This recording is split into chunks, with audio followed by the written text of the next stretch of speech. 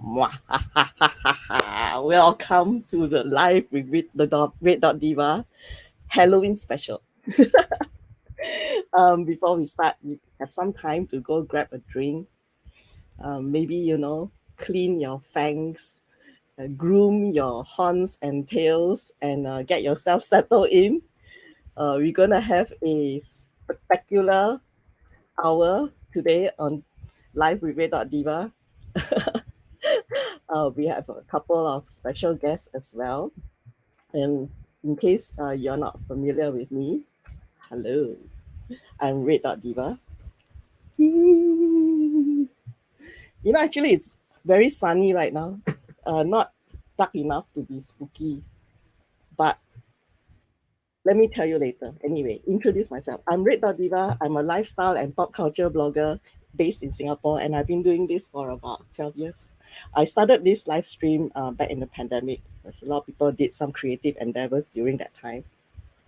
And I decided that there was a lack of focus on Southeast Asian creators, and I felt very frustrated because I was watching a lot of YouTube and listening to a lot of podcasts, and most of them were focusing on already well-known creators, and they are based in the US or UK, and if they are Asians, they are based in Japan or maybe Korea or China.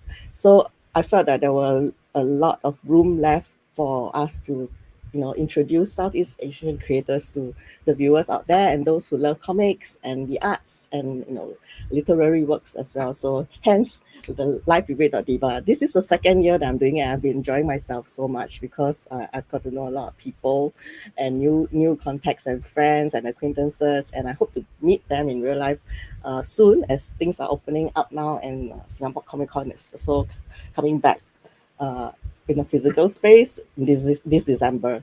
But anyway, right now we're gonna come like right into our hour, and as I was saying, right now it's kind of like sunny outside. It's really sunny. It's not spooky enough to be a Halloween special. Okay, we decided to do it in the afternoon anyway because I'm sure you and I know that there are terrible creatures that lurk in the day. And probably you and I may have actually met some of these monstrous beings. And they are mostly where? In our workplace. So it's on theme because my two guests are co-creators of a new prose and comic book entitled Work-Life Balance, Malevolent Managers and Folkloric Freelancers. And my heart I feel it because I've been in horrifying situations at work before that were like caused me a lot of caused me a lot of trauma. I'm still dealing with it. So I'm gonna bring my first guest on. He's the artist, and if you can see the book there, Work-Life Balance, he's the artist of the book, and he's a co-creator as well. I'm gonna bring in Benjamin. Hello. Oh my God. Benjamin, you alive or not? Barely. Yeah. This is the thing that keeps me alive for now. Hello, I'm Ben. Nice to meet you all. I'm the artist for Work-Life Balance, which is a book about like hantu and ghosts and stuff in the workplace. And I really don't know why I did that book because I'm completely terrified of like horror movies. Wayne brought me to it. Okay, Ben, I know your moniker is Char Siu Space, right? Oh, And yeah. so I'm wondering, right, where do you get this nickname from? Char Siu Space is like the first comic book that I did on my own. So it's about literally Char Siu in space. So it's it's about like Han Solo-ish kind of like smuggler captain zooming around the galaxy in his spaceship, delivering char siu, smuggling char siu. That's so interesting. And I'm gonna bring Wayne now back with us. Hello, Wayne. I do not. face, and a lot of people have kind of see you on my live stream before. I don't know how I'm going to top Ben's entrance. I really don't know how. We're getting worried whether he's safe or not. I like. So you asked us to bring like minor costumes. Then I forgot to bring the costume. Then after I saw Ben's costume, I was like, minor. How to talk? No way to talk. Get out already. Please introduce yourself for the benefit of those who are not familiar with you. I have to control laughter first. Hi, hi everyone. If you haven't seen me on like don't know how many episodes of Red Dot Diva before, my name is RÉE. I am the co-creator of a few things. Earlier this year, I was the co-creator of the comic Worlds Apart, a conversation about mental health with Nurjana Suhaimi. For the last 3 years, I've been the co-creator and co-writer of Ghost Maps, Southeast Asian horror podcast. I'll talk more about that later on. That one I'm very excited. More recently, me and the I cannot. I keep looking at Ben. I cannot. Me and the 讲师 over here co-created work-life balance prose comics mashup. Along with that, and we'll talk a bit more about this later. Also, we co-created the text-based game Internal Damnation. Pick your Yes, hell. yes, definitely. Yes. I have questions about that game. Yeah. First of all, cannot. I know this isn't the first time that the both of you work together. There was another collaboration that happened before work-life balance, and that was Mr. Memphis. So I want to know like how this team up happened prior to work-life balance in Mr. Memphis. I'm gonna share like one of these. Maybe Ben, you want to take us through when this or the origin of the team? Yeah. So I think so this is Wayne's work. He wrote this short story called Mr. Memphis, and it's a western, like cowboys, gunfighting, salons in the Wild West kind of feel. Right? So when I was reading it, I'm like, I had a thought in my head, right? So I wanted to kind of adapt it into a comic book. So I asked Wayne about it. Right. So the way I put it across was like, "Hi Wayne, you had this like really great Western short story, right? Like prose, like wow, this like deal with the demon in like in a town, and then like there's gunfighters and all, right? So I'm going to turn it into a wuxia comic. What do you think?" So I think very hopeful, and then like very thankfully, like he didn't like slap me and say like, "Oh, how are you doing with my story?" So he's very thankful that he's like he's really excited and supportive of the idea, and like gave me like full permission to go and like adapt and then play with it, and then I showed him the sketches that I did. Right? So this is how this is the sketches that I made. So you have a bar, there's a barmaid, and then this is how it looks like in the Western version as the gunfighter becomes like swordsman, etc. So and then when we finish the book, so you can purchase the book at the link. Haha. So this is how it pulls together. So so for me personally, I'm very interested in the aspect of like translation between the words and words, right? Like so keeping the very westerny dialogue in the while the visual changes up, and then see how this interplays together, right? And how that and how and this leads me to think slightly about how wuxia is kind of hard to translate into English because all the concepts aren't very translatable, but Western provides kind of like a common ground for them to to talk to each other in a certain manner.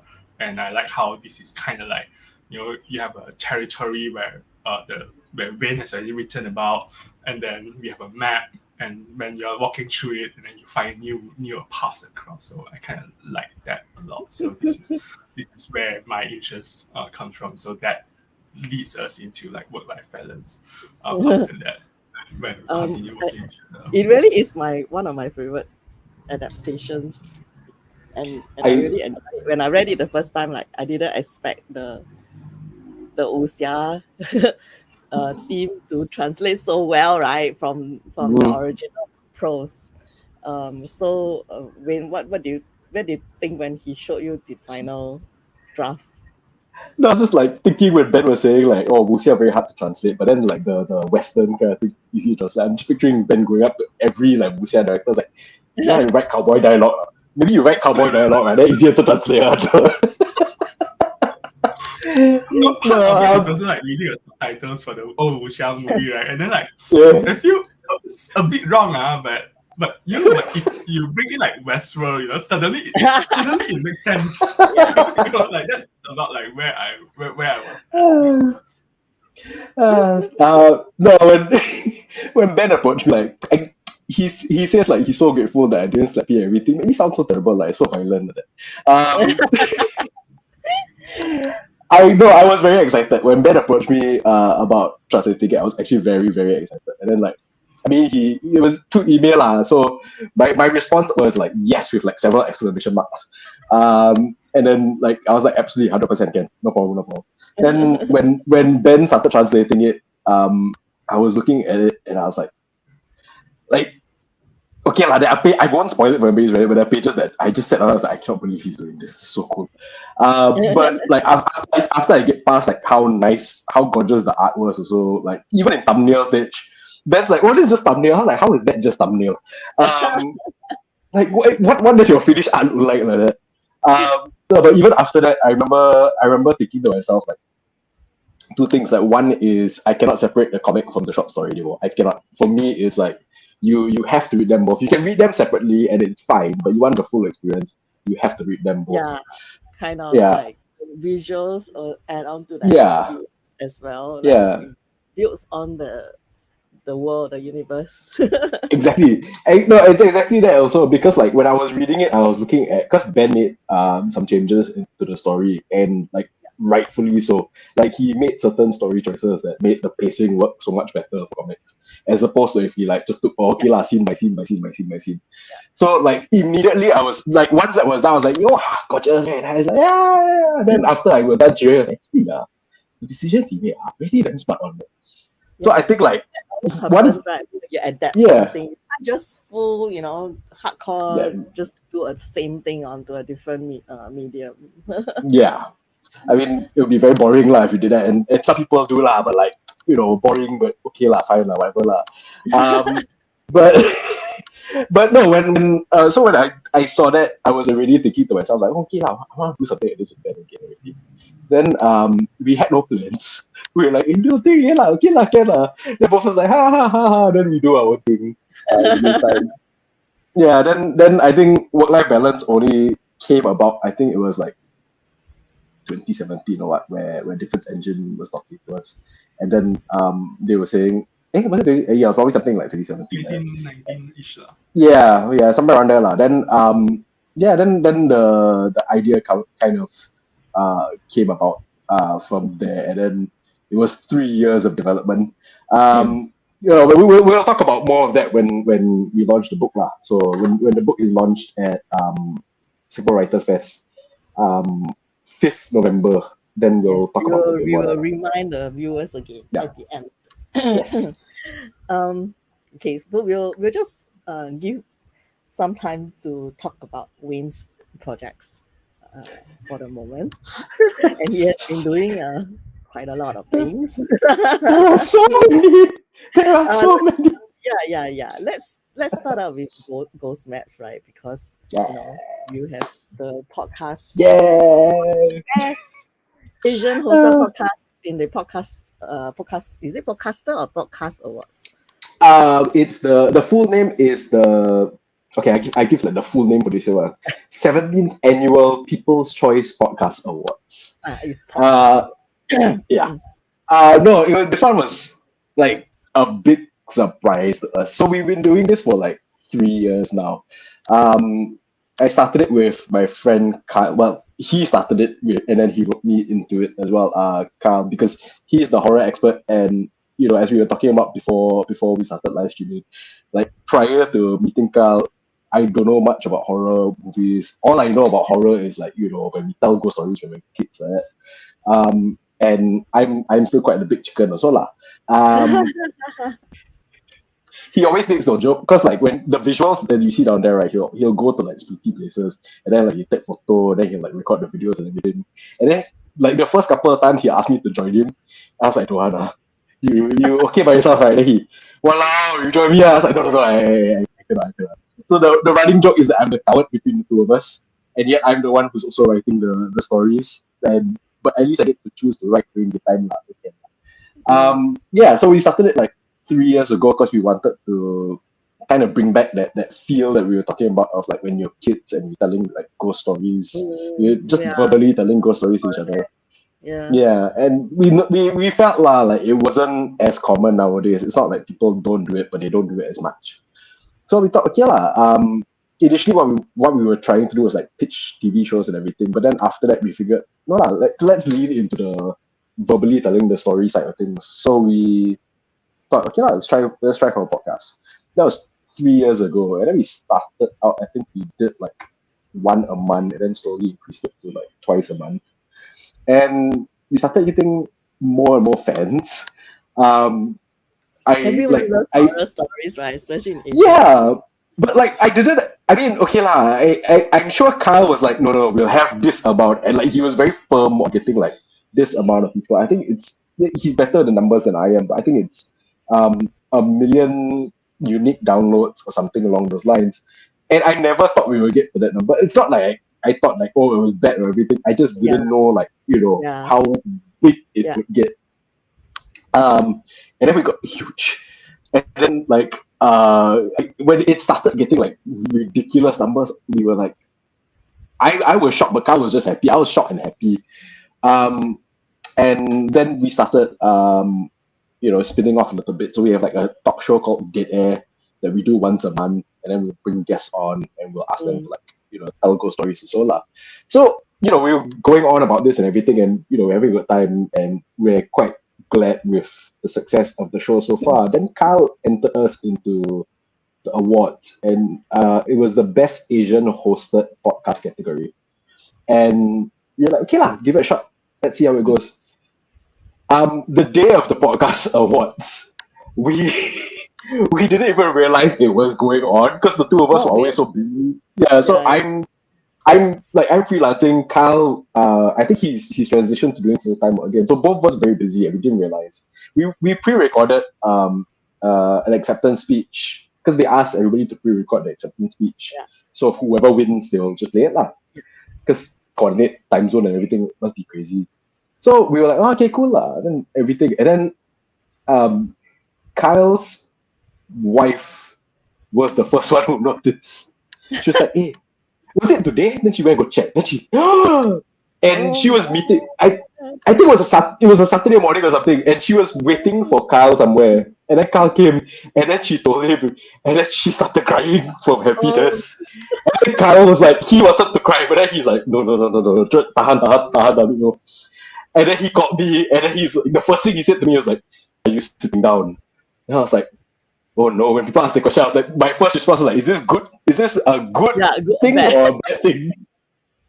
So he's like, "Good." Then I like, okay, now I'm sitting down. Then he told me. Then I was like, "Hey!" Running around the house. Oh my god! Then we went back and we saw, that we won the thing. I think like we were going up against at least one show from ESPN and like a few other they're American-based shows, but they've got like an Asian team and everything. Yeah. Or not American-based, but like internationally based shows, but then like predominantly Asian team lah. Yeah. And when we won, we were like, I cannot believe we won. We cannot believe we won. Like we're excited and we're happy. We're like, oh my god. So yeah, that was like a huge thing for us lah. And the trophy will be coming later on. I was like, you got trophy as well. He's like, yeah, I got trophy. But it's been really nice to see in the last couple of years that our locally created stuff, not just comics, including like podcasts and some Mm. other maybe indie movies as well that have Yeah. gained some traction, and that people know that there are creative endeavors from Singapore that do appeal to an audience. Yeah. Those people who have been naysayers or poo-pooed about the Singapore lah, nothing one lah, very boring ah, no artistic and no not creative one ah. But I don't believe that is the case. I think it's always there has been. It's just that either we didn't have the I would say the previously you may not have the technology, Yeah. so it wasn't disseminate as fast and as quickly, and the way that people consume media these days are so different. Yeah. And also I think the younger crowd, because I'm very old I always say I'm very generic. The You say like that. Hello, all the younger grey hair out here. I think even though we make fun of millennials, Gen Z, but they are very brave. Like that, Yeah. they are very brave about creating things. So Yeah. I think they have less fear of, like for us, in maybe because our parents expect us doing different things, more standard type of your life events. Mm. And I see more of these things like emerging. Like musicians, right? They're so young, and then they Yeah. just get on YouTube, and it's nice to see. I think Yeah.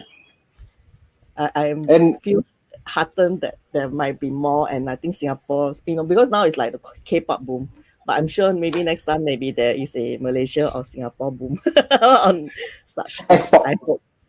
S-pop. Yeah. No, but yeah, it's true lah. I mean, talk about like, I mean, okay, one of the reasons why we entered the podcast awards also is because it's international.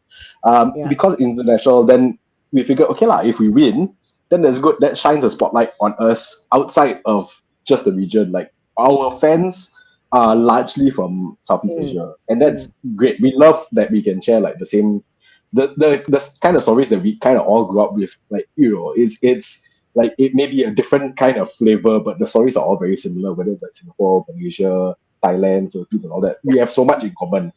Yeah. But we figured, okay lah, like we're so proud of it. We shouldn't just like keep it to ourselves, kind of thing. Like our thing, you cannot listen one. So we also noticed that we had a growing audience in America, and I think Yeah. the UK also. Correct. Yeah, so we figured that, that's why we were like, okay lah, we go for international award lah.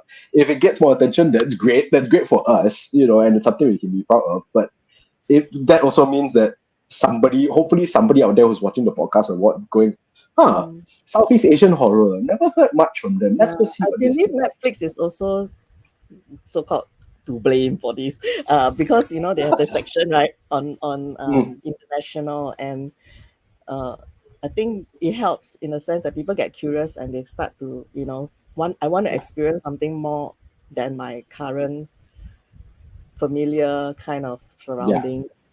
Those who are curious and who love pop culture or horror genre or whatever, and they'll start to watch and then say, hey, this thing actually exists. I didn't know that there are such ghouls or monsters in the other parts of the world, and things like this. I find it most intriguing, and also how as I said, how people consume media these days is way different to 10 years ago, even 5 years ago. I mean, we didn't have StreamYard or Zoom that can handle all these things so easily.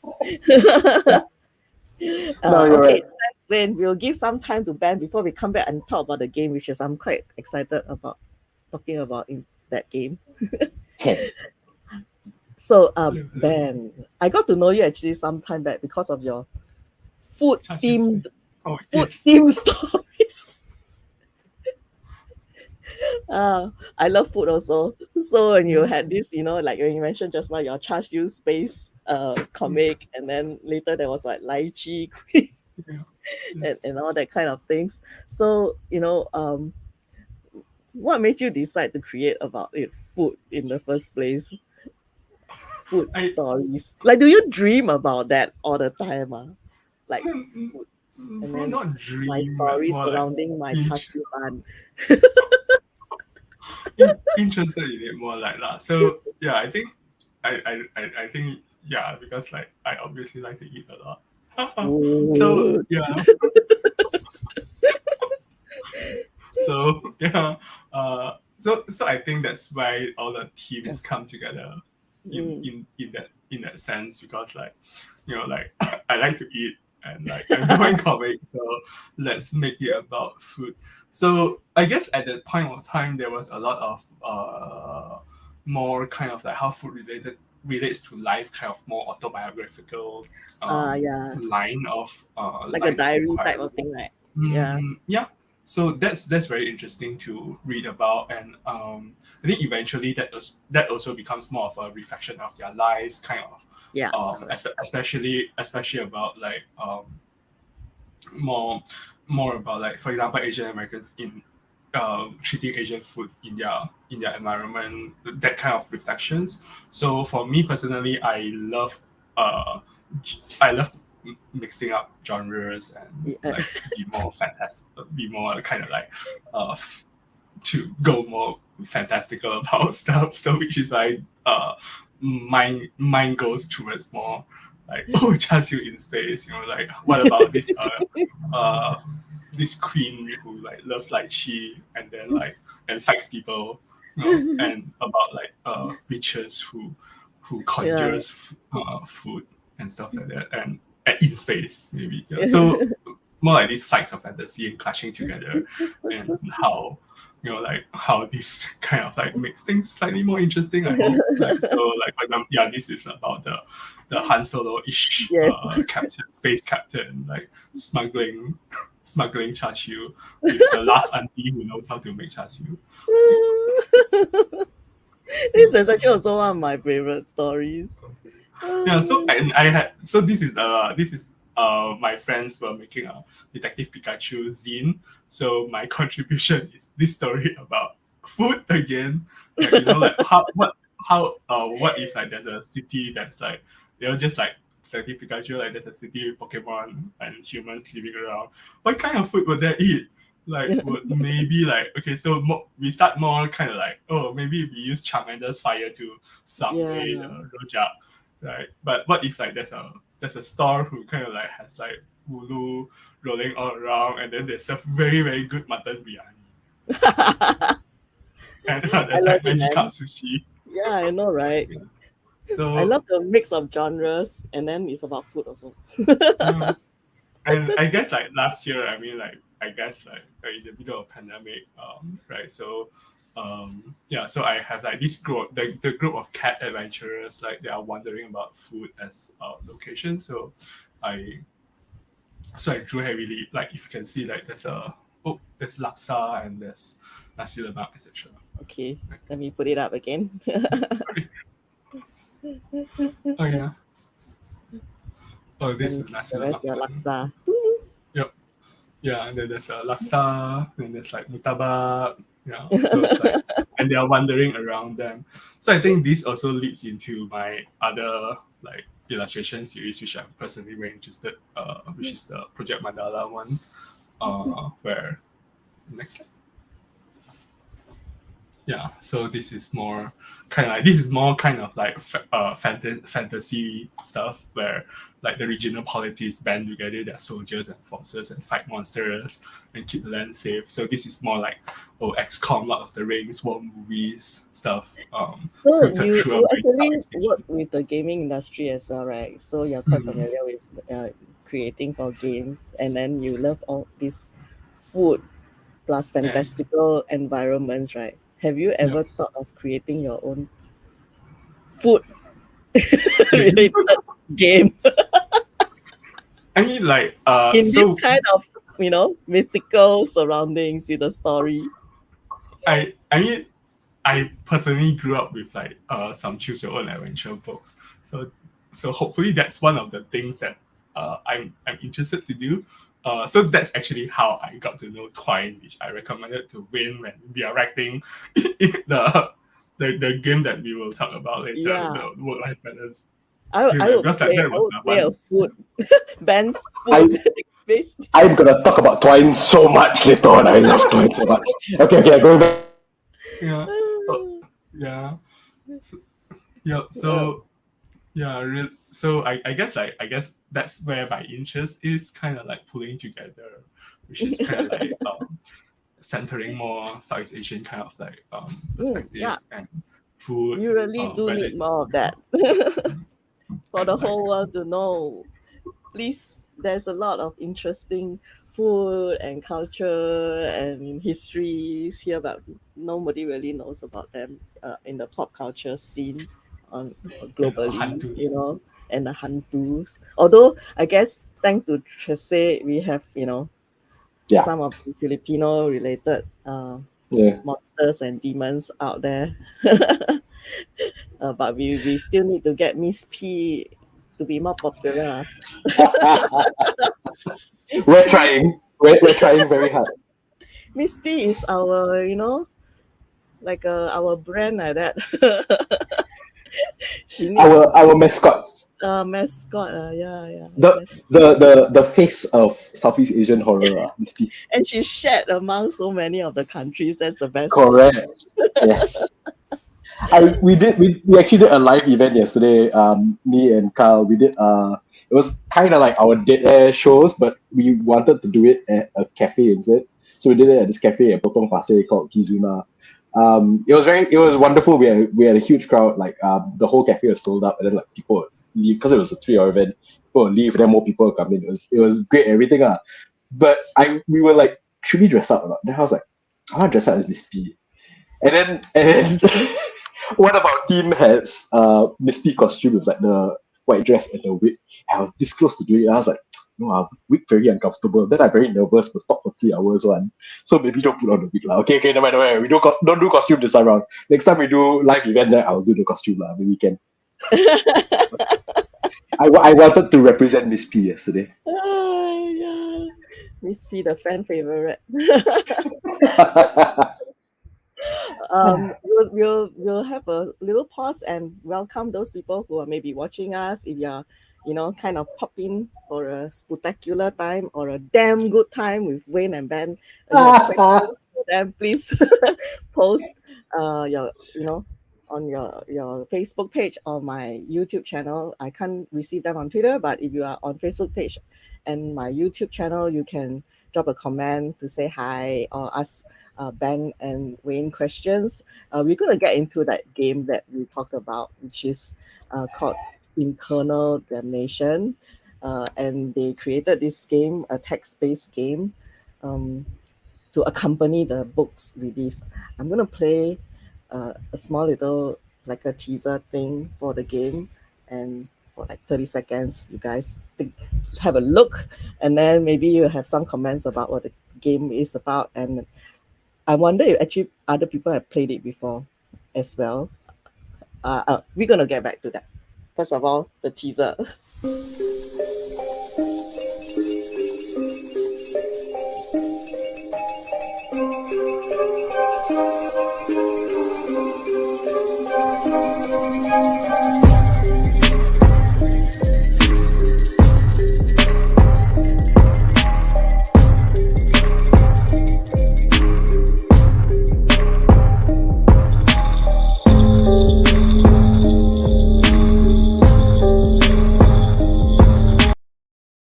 Ooh, I actually like the music. I like the music too. Who had who did this track? I'm not sure who did the track, but do you know whether it was because we worked with the Lionfish Studios and Empire Interactive. Empire Interactive did the music for the game. I don't know whether they did the teaser music as well, but it's I think yeah, it might be a track that Claire pulled together. yeah, I think yeah. I think it sounds But the familiar. game has great music too. So when you Yes. Yeah, the game is great. My first question: whose idea was it to come up with a game together with the book release? Notice how both of us started laughing. Initially, when we were talking about the book, Difference Engine actually asked us were saying like, we want to have like a digital element to it, and me and Ben were like, okay lah. We hadn't figured out what it was going to be yet, and we were thinking like, oh, maybe we'll have like, I don't know, another story set in the world, but like, we release it digitally or something like that lah. We didn't think it was going to be a game. We just knew it was going to be a digital element. Okay. And then that's all we were thinking of. Then the difference engine team were like, hey, you guys want to do a game for a digital element? And then I don't know what's wrong with me. I'm probably too gung-ho for my own good. And I went, yeah, can. Because I'm thinking to myself, like, okay lah. I've written like, comics and prose and podcasts and like short films and everything. So I thought, okay lah, it'd be nice to write for a different medium. We have interesting challenges and everything. Then I realized how difficult it is to write for games. And then I said just now, right? I was gonna. Is it twine or twinery, Ben? I always forget. Twine.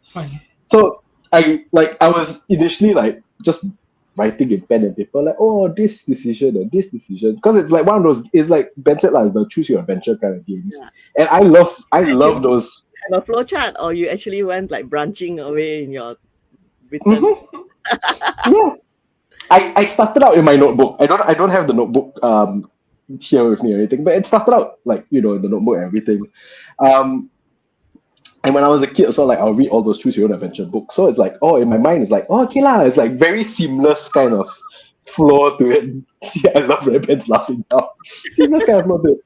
I started writing it out in a physical notebook, and then I realized, right, I don't know whether my handwriting too large or what. Literally, the physical notebook could not contain the branches that it was going off into, and I started going, oh no, and then. Conveniently, Ben was like, hey, wait, do you want to try using this tool called Twine? And I was like, okay. So Twine literally is like I'm going to say the mind mapping kind of thing like that. And apparently a lot of game developers and game writers use it. So I started like, and then I looked at the whole tree. I was like, I'm going to have to write all of that. Why did I do this to myself? So the basic idea of the game is that because the long story short of the book is that it involves a multinational company that's run by actual demons. And then I will always, when I describe it to people, I will always include the line, it's a multinational company run by actual demons, but this is not based on any actual multinational company. They give them the wink down there. But we know. Yeah. but we know. It's not based on any of my experiences. No. So I started writing it, and it's about an intern that works for that company and like what the intern has to go through. So it's like simple stuff like getting coffee, and then you must write press release, everything. But like every decision you make and everything that you do, go to the slide. Yeah, every little decision you make, everything that you do, has a more hellish vibe to it. So if you make like wrong decision, like your boss will kill you, or you might have to make like deals with other devils, other demons, and stuff like that. So when I think I went through 2 or 3 drafts of this, and the first draft I written it, and when I was done writing, I just went just like this sad, deflating noise, like, it's done. What kind of input do you get from Ben, since he does games, and works? Ben, yes. I mean, like, I was encouraging Wayne, and kind of like, I mean, like, I know that like game writing is like you write a lot, but like when you play, it doesn't feel a lot, right? But there's like so many other things that other branches that you never experience, which still need to be written. So when we were going through this, I'm like, yeah, that's really going to be a lot of work. Still underestimate this. Really, trust me, it's going to be a lot of work. He was very. But Ben was like, it's very hard to be believed before going through it. Sadly. I remember Ben was very straightforward. Ben was very straightforward. I was like, yeah, it's going to be a lot of work. And I was like, okay, cool. And I was like, yes, it's going to be a lot of work. I wish I knew how much a lot of work was. But yeah, Ben did try to warn me, and he was like, okay, it's going to be a lot of work, so just prepare to do this and everything. I mean, what helped is that, like, I think it helped me also because Ben was saying while you're writing it, think about the scenes also and what it's going to look like. So by thinking of the scenes visually, because like for the book, it's more like, oh, I will write prose, and then like I don't have to think about like the visuals, And when Ben does his stories and everything, he'll look at the prose and draw inspiration, but he doesn't have to like be beholden to it and everything. So there's like almost autonomy down there. But this time round, because I was writing a game, because I had to think of the visuals, it helped also lah. Like it helped me to kind of like, okay. So I need to get this done because this and this. So that was actually very helpful. I will say that and we were talking to Alvin Ching about this also. I was saying that when I was telling Ben like, I'll do these visuals, Ben was saying, okay, for the characters in each scene, you let me know how many characters, and maybe don't do so many characters lah, because then it would be like crowded, and then like, I have to create all new characters. So I went, okay, Ben, in this scene there's only like this many characters, and Ben was like, okay. And then when he came back to me later on, there was like this many characters.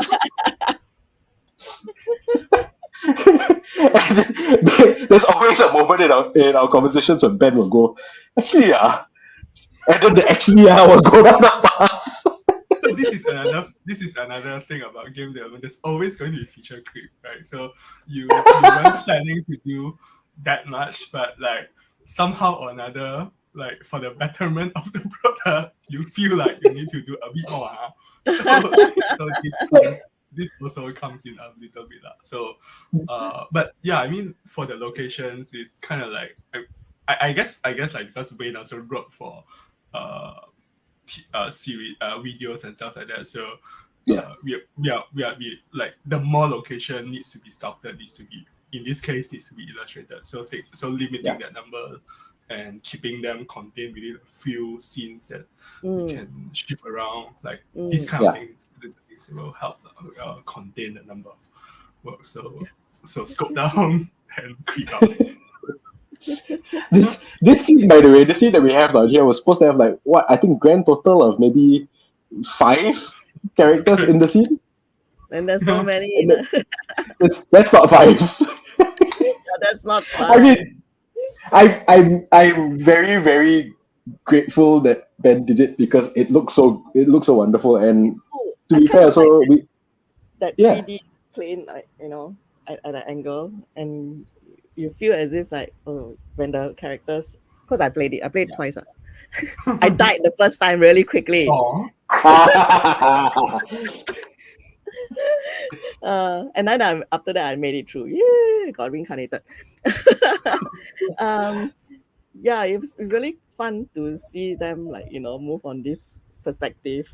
It's very I guess like I grew up on like the Japanese RPG kind of style, like isometric, like characters bobbing across the scene, and Final Fantasy, obviously. So that's the main inspiration for it. How many times did you play the game? Too many times, I guess. Like this one, that's it, right? So I remember there was a moment like towards the end of its production, and I was chatting with our editor Shreya, and I was saying like I've played it so many times. I'm like I have no idea like I hope everything's okay. And I think at that point in time, like there was some personal stuff happening. So Shreya had to step in, and like I want to give credit to Shreya. So Shreya had to step in and help with editing. I was gonna do like the full proofreading, and Shreya was gonna do another round of proofreading. But then Shreya had to like take over the proofreading completely from that point. And she made some changes, which I thought were incredibly smart. She made a couple of changes that really it's small things that actually help to flesh out some of the demonic characters and make it extra funny. But yeah, I cannot remember how many times I played it, but it reached a point in time where I was asking Shreya, I was like, I don't know whether this is people are going to enjoy this or not. I don't know, like, you know, I've played it so many times, I cannot comprehend what people's reaction is gonna be. And then when people started playing it and they started having fun, I was like, oh my god, okay. It was quite fun, and some Yeah. of the sound effects was also quite fun. Yes. What are the comments that you got from some of the people that you know who have played this? My favorite so far was like I've got a friend who's like a gamer and she said that she died so quickly. I mean, I was like, yes. what? I felt so good about that. I was like, you died? She's like, yeah, I died very quickly. So I was like, yes, I did something right, confirm already. Yeah. Macam like at work lah, intern then die very quickly do mistake. Never photocopy properly then kena jalat. Boom, burn up fire.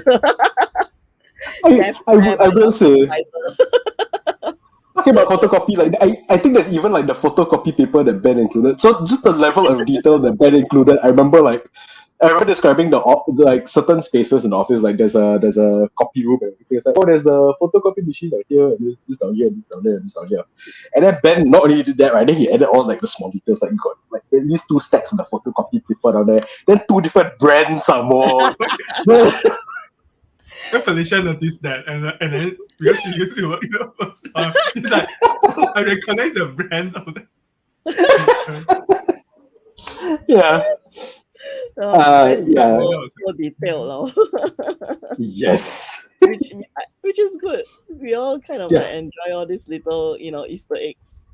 So the fun part about researching for that, right? So because like it's an office space, and also it's like looking out. I was walking around CBD, like taking picture of like where the public accessible lobby. Then I can look at it and then like go and find pictures online.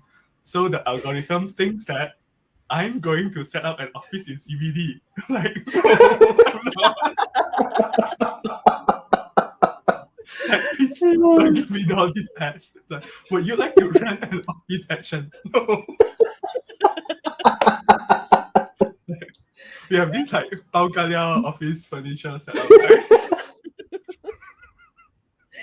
They all have a similar look, actually, basically. Because I don't know what it says about me that when I was Googling, like when I was researching the demons and all the monsters to write about stuff, right? After Googling that, right, it's not like the ads were changing very much for me, They were more or less the same. So I think Google already was like, this fella already did something wrong.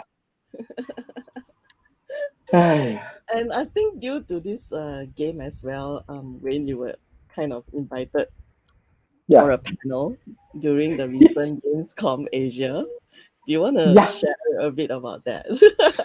That was really bizarre for me. I never thought I'd be attending a games convention. I never thought I'd be on a panel at a games convention, no less. But it was very sweet. Like you see all the panelists out there, and the panelists are from like different countries. Like at least 2 of the panelists are from France, and then they're all from like different companies as well.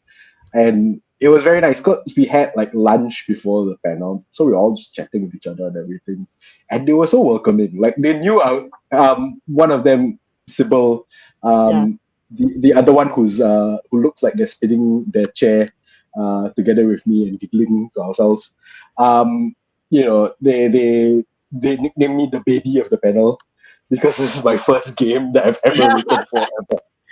I was like, it's nice. It's nice to be known as the baby of the panel, even though I got grey hair and everything. No, but it was very. I remember sitting on the panel. It was very informative because they were talking about like when you do these adaptations across different mediums, like the guy on my right in that photo, Etienne, he's from Ubisoft, and he was talking about like how like when you do like Assassin's Creed audio series or manga or comics or novels and everything, like their main focus is story. the main focus is, this has to be a good story first. Whether it gives you a segue into like the games or what, that's not as important. What's more important is, that we tell a good story, and then so it was a very interesting panel, and I remember sitting down there and I had to remind myself that I was part of the panel, because I was like listening to the talks. And I was like, oh wait, I'm here, so I got my microphone in my hand. And I was like, okay, better talk as well.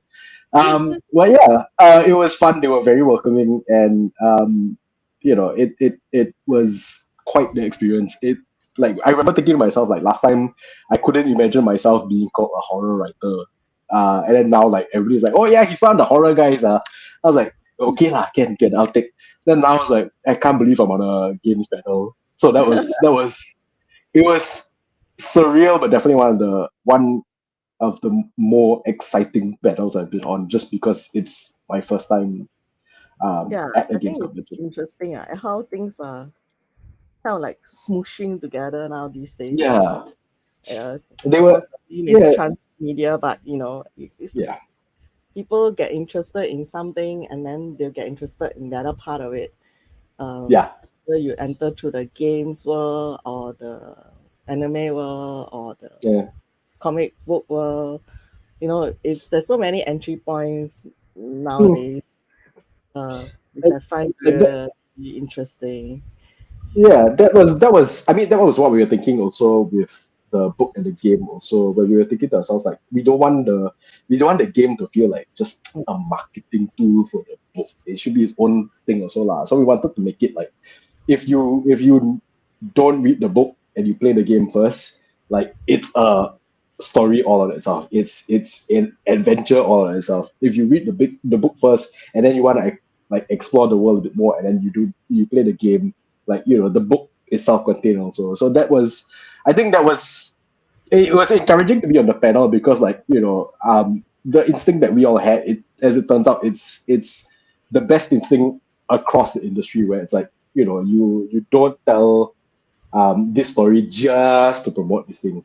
Right. If you're gonna tell a story, it has to be a good story. Quite savvy these days. They will smell a cell coyote thing from very far away. It's a genuine thing to get interest, or just a thing to sell something. People are a little more savvy these days about the intention.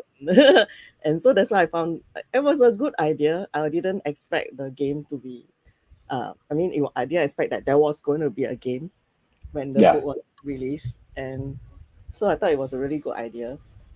Kudos to Difference Engine and you guys come up with that, because I enjoyed both the book as well as the game itself. Kudos to Difference Engine. I made sure to remember to say this at Gamescom also. I know I mentioned them already, but I do want to mention Lionfish Studios and they were fantastic lah. They were very patient with me. Knowing that this is my first time writing it. But Imba Interactive also was very interesting, because like you were talking about the music, and when we were play testing it for the longest time, there was, I think, just like the first days, I want to say the first day's music. So we were playing with that. I was like, oh, okay, I guess this is just going to play out throughout the entire game lah. Because we gave them like notes, like, oh, maybe you can do like this. I was like, okay lah, maybe like, I don't know, maybe they thought this is the best way to go about it. Then we heard like towards the end, we heard like all the music for like the other stages. Like, oh, this is so much better. Woo!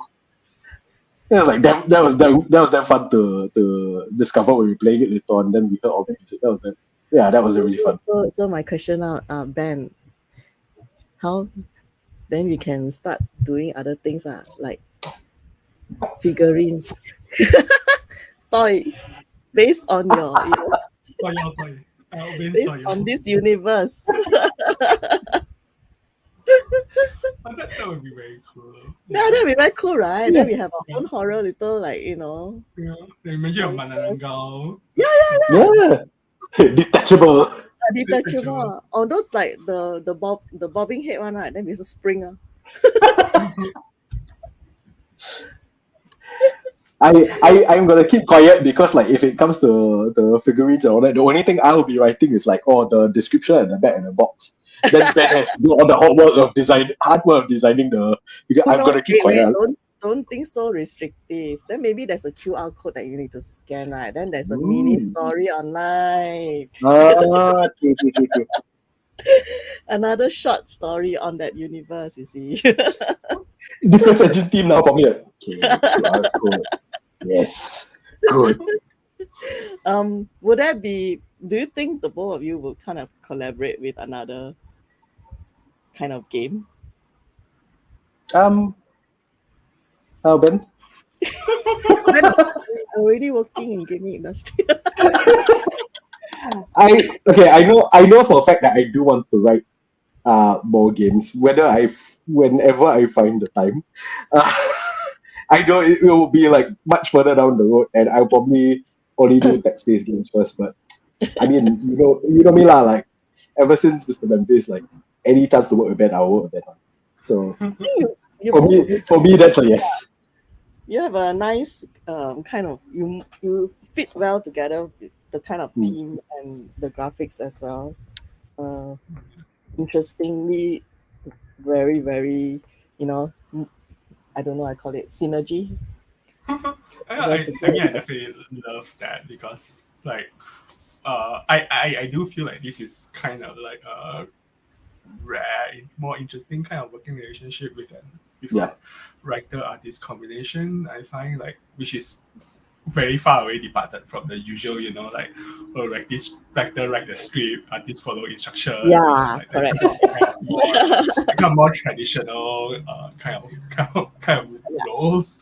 So and definitely this is definitely because, like, Wayne has a lot of trust and a lot of, like, faith in what our working relationship can produce. So thank you for that. Yeah.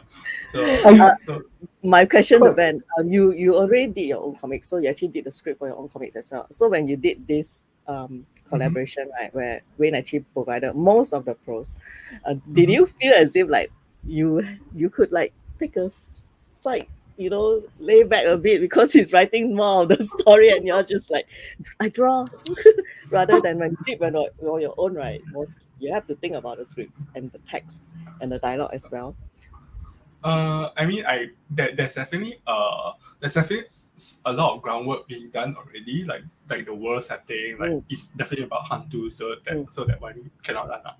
So there's like the demons, the Hantu, the characters are all there. So Wayne has written like a lot about them. So I think where I play was kind of like picking at them and then kind of like draw them out and draw how they interact with each other in their scenes and see how that works, how they as characters work together, right? So I think then the hardest parts kind of become like how to adapt those things, right, like into comics. So that's where I could have a lot of fun having. So I think when we are doing the books also, it's like we were kind of intentionally kind of like building it up, right? So the first story is like taking a lot from the prose and like adapting them like word for word, and then we kind of like try to move away after that, and then bringing them back together again. So that's where the fun for me really. Yeah. I mean, because that this kind of prose and comic kind of rare lah. So it did take me a while to get what you guys were trying to achieve. Yeah. Then I was like, okay, I'll go with the flow. This is getting to be quite interesting. So since we don't want to talk too much of the book, Yeah. The official launch is coming soon as part of SWF, which is the Singapore Writers Festival. Please do your pitch on what, when, where, how. When, where, how? How is in person? That's how. Who knows? Yeah, in person it is. We're talking about horror. I don't know which dimension we need to enter. Will be no. This one no need to draw pentagram and everything. It's fine. No, it will be part of the Singapore Writers Festival. I think it's the second day, if I'm not wrong. Symbol Writers Festival. So it's the 5th of November, Saturday. What? There we go. See, all details are there. Yeah, so 8:30 to 9:30. What's going to be special about this one is we'll be there. We'll be talking more about the book itself. We'll be talking about our inspiration, our processes, all of this, and we'll tell the audience more about the world, everything. But on top of that, since Halloween is coming up, and then Halloween will still be top of our minds as we go through the as the launch event is happening. Don't laugh. He does bring up a very good point. It's going to be a costume party. So the launch event is going to be a costume party, and we'll be encouraging people to come down dressed in their ghoulish best. You don't have to wear a costume if you don't want to, but if you're thinking about it, if you're like, should I wear a costume or not? A good motivation is that the best dressed costume will win our work-life balance starter pack at the launch event as well. The starter pack consists of washi tape. And you have the washi tape on your table? Don't have washi tape here. Okay, so we got washi tape. The washi tape. We have A5 print in there. We have the book in the starter pack as well, and we have bookmarks. Wait, I'm going to start mine as well. And then we have this very gorgeous mug. So we've got all this. Yeah, we've got all this merchandise in the starter pack. So if you're coming down for the launch event, if you want to win the starter pack, put on your best Hantu attire, and we'll see you there. So 5th November, Arts House, I believe. Let me double check. Yeah, Arts House. Yeah, Arts House Gallery 2, 8:30 to 9:30 p.m. Yes, party time. I want to see. Yes. Too. Yeah. It's a chance to work together. Yeah, we're looking forward to it because, like you said, like we were saying, we haven't had live events in a while, and we've had a couple of them here and there. Like Worlds Apart, the launch was live, and we were all like, oh, real people. But yeah, so we're looking forward to this one where we live event again. Right? So let's do stuff that we could do in live events, like mingle with each other, and then have the fun of dressing up and seeing other people dress up and everything. So yeah, we say launch event, but I'm so used to saying launch event. What I want to actually say is launch party. So yeah, I know, right? I can't wait actually. Yeah. Very excited. I'm so excited to see everybody out there, looking at the book and everything. Because it's like you see people have bought the book and they started reading the book and everything, and then you see Instagram story, which is great lah. But then to see people in person holding the book and everything, and to see so many people and be like, it finally will feel like it's out there in the world. I'm going to show another teaser of the book in case you need to find out where you can get the book. It's on Difference Engine's website. It's also at Kunikuya, and I can't remember what other bookstores might hold it. But if you want it online, Difference Engine has it, and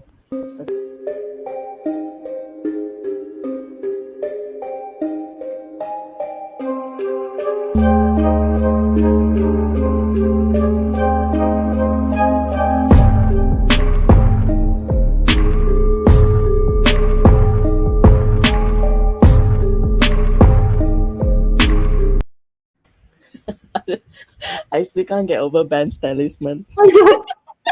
Come on.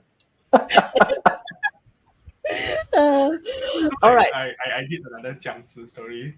That was the first time I did a monster story for a book called Asian Monsters, which was published by yeah. So that was so the Jiangsu is the quintessential movie creature horror for me. If there's any thing, so but actually they said they call it Chinese vampire. It's more like zombie, Not really it's this is again another point where I feel like translation doesn't work out that well. Yeah.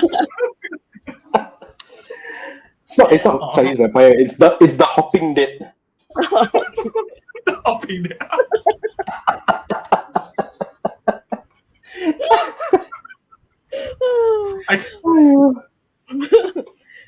it's definitely one of the other hot favorites lah, the Jiangsu.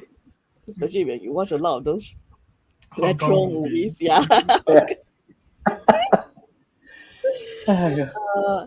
Anyway, we are just about wrapping up, and before I do my outro, please share with us what's coming up next for both Ben and Wayne. Maybe Ben, you wanna go first? So I'm definitely interested in continuing like my mandala series, etc. And I'm also working with Shao of Curious Chimeras on a role-playing game about set in the Japanese occupation. So the title is called like Gallons of the Three Worlds. The Three Worlds referring to the three theme parks like the Beauty World, Great World, New World. So and he started this project as a creative resident with the National Library. So and he's like researching a lot, and I'm doing like the art for that. Interesting. Pretty excited. Yeah, it sounds interesting. And Wayne? I'm surprised Ben didn't give the answer that I was gonna give, which is sleep. So this is my sleep. Okay, good idea. That's full day. Look. Right now, I think I'm mostly focused on the events that are coming at SWF. So we've got like there's the launch party, but there's also like a few other events. A couple of them will have to do with Damnation as well. I think if you go to Writers Fest website, somewhere on the website will be my name under speakers, and then you can see like the whole list down there. Either my name or Ben's name, you can see like the whole list of stuff that we're doing together as well. And there are other panels that we're doing also that on top of that. I've got a new short story in Fish Eats Lion Redux, the Specfic anthology edited by Jason Eric Lundberg. Our good friend Mehan is in there. We've got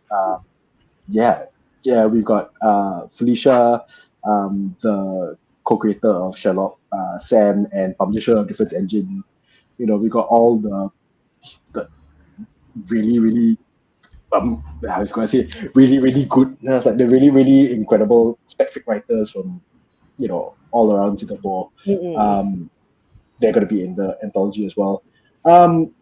Aside from that, there's still Ghost Maps. There's always going to be Ghost Maps. Yes, every month, second and fourth Thursday of the month. Let's do the bug. That one. If you're looking for Ghost Maps, it's everywhere you can find podcasts. Just look for We Are Hantu, one word. And next year, I've got a few things planned that I want to do. Depending on time, depending on like a whole bunch of factors as well. But like the one confirmed big project next year is I'm getting married. So there's that. Yes, congratulations. Thank you. It's a long time coming because of the pandemic. I love how so far like a few people ask me, so what are you planning to do creatively next year? I was like, get married lah. That's a big project. Main project. It is a lifetime project. Correct. Yes. Ongoing series, that one. Fewer hantu confirm. Hold on, you guys, while I put you off screen, and I'm gonna tell the rest what to look forward for maybe next month and a couple of months moving forward. We'll come back and say bye together. Hi everyone, so thank you for joining us. Even though if you're maybe watching post live, that's fine. The video will be still on the Facebook page and on Twitter as well as on YouTube, and you can actually either continue to interact with Ben and Wayne off screen, and we will provide you where you can find them, the handles where you can find them later on. But right now I'm gonna kind of like keep you informed about what's coming up next for Live with Red Dot Diva. The next month's broadcast and episode might be held earlier because of my guest who's very busy. And if it all goes well, it will happen on the mid of November on a Saturday as well. His name is Paulo Harras, and he's the co-founder of Comic Cat, one of the largest comic book and art markets in Philippines. And in fact, this weekend itself, there is a Comic Cat in Manila. Uh, and I've heard good things about the show, as well as good things about Paulo himself.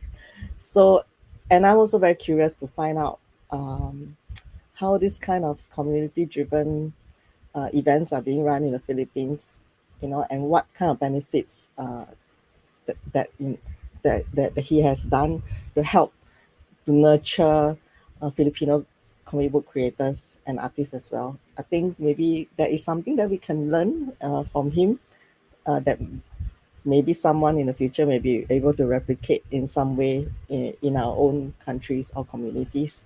So I have a lot of questions for him as well. And if you are interested in that kind of scene, the behind the scenes kind of like, what's going on when a comic convention or art show is held, what kind of considerations that goes on in the organizer's mind, then please join us when I put on the event page for that.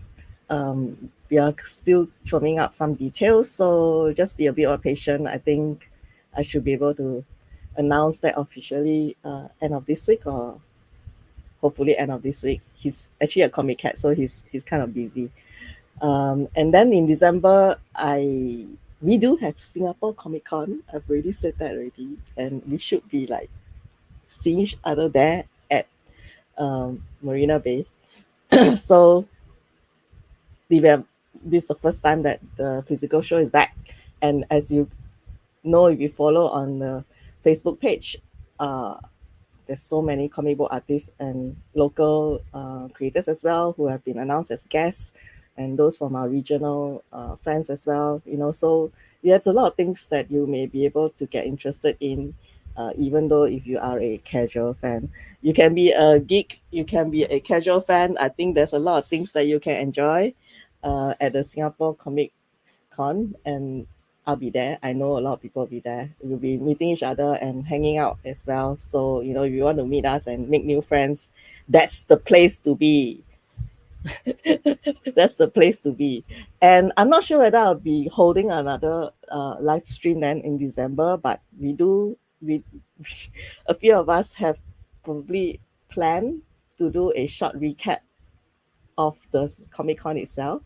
So if you are interested to get on the show, you can let me know. We might be able to just discuss what we feel about this year's iteration of Singapore Comic Con.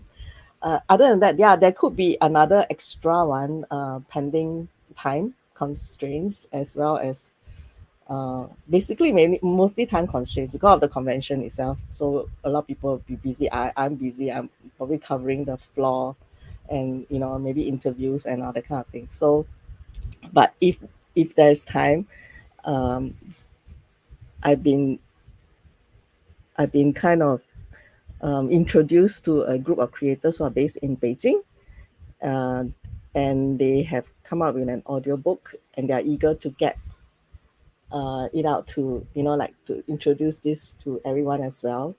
Um, and I think most of them work in theater or in games as well. So I think that might be an interesting uh, topic as well, because I like to focus on people who are creating things and may not have a large platform enough to promote their stuff. And either way, some people might get to know them and like them, and the momentum builds. So that's my hope. I'm just like a conduit. I like being the connector of people. That interests me and warms my heart if people think that someone I speak to or introduce to them has a positive effect on what they're doing in the future. So if you want to know more about the creators or life with Red Dot Diva, it will continue in the 2023 as well. and I hope to continue this as long as is possible. Follow me on Red Dot Diva. I'm almost like everywhere: Facebook, Twitter, Instagram, now YouTube as well. Hopefully, I'll get my new handle for my YouTube channel, and then you'll get informed about what's coming up next. So I'm gonna put Ben and Wayne back on screen again. You want to share like where they can find you to ask you more nosy questions. Uh, I just want to say first before like we continue that when you're talking about like you being the conduit and everything, and we'll probably mention specifically who this was at the launch itself, but you were absolutely instrumental in helping us get one of the blurbs for the book itself. So we thanked you in the book. We thank you in real life now live on Red Dot Diva. So we must thank you again. So thank you so much for helping us with that one. Yep. Yeah, it was my pleasure. So now, if people want to ask you more Kepo questions, where can they find you? I'm Ben? Charsiu Space CHARSIEWSPACE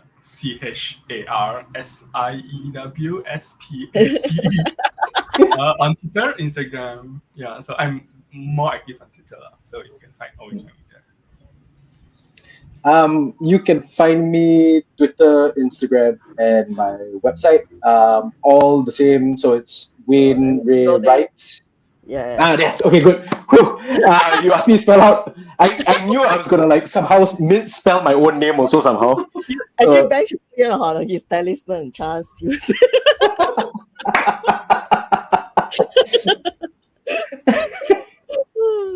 Yes, you can find me there. Yeah. So you can follow them at Wayne Ray Writes and Charsiu Space. Yes. And if you need the game again, you can go to this website to play it. I'm sure they would like to have more, insights on your experience on this text-based game. I mostly want to know where people die. Very too fast. But I'm glad that they give us a choice to reincarnate. Don't tell people what happens when they're given the choice to reincarnate. I want to see people's reaction to that one. I think that if I'm not wrong, that idea came from Ben actually. If I'm not wrong. I think so. I can't remember who came out with. I can't Yeah, remember also, but I also can't remember. something along the lines of like, I mean, you don't just like game over and then like go back to the screen. That's right. All right, thanks Ben and Wayne for this hour. I think we had a lot of fun. I hope Ben's okay without the talisman. He's safe for the rest of the day. I will say, out of all the times I've been on Red Dot Diva Live, this is the first time my face hurt so much from laughing. Thank you guys. I always You'll see that enjoy. again in the launch. I always enjoy meeting and talking to chatting with both of you. Hopefully thank you, again we'll be able to meet each other on the live stream in the future. If there's interesting stuff happening. So we'll just say goodbye to everyone. You can still continue to interact with us. We are online and on social media. Hope to see you next month. Look out for the announcement for my next live stream. See you guys. Bye. Bye.